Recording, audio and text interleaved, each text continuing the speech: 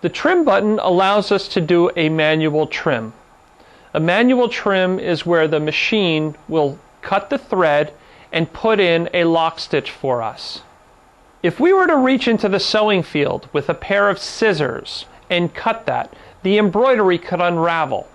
Whereas if we use the trim function to cut the thread, it will automatically put in a lock stitch. It will also trim in a neater fashion.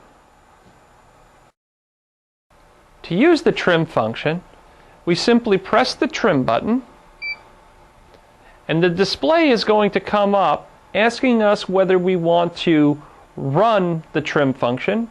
The way we would run it is by pressing the start switch, or cancel the trim function. To cancel it, we would hit previous.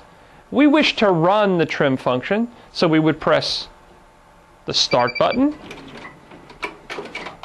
and the trim function would be executed. You will notice that the machine sews before it actually trims. That's your lock stitch being put in.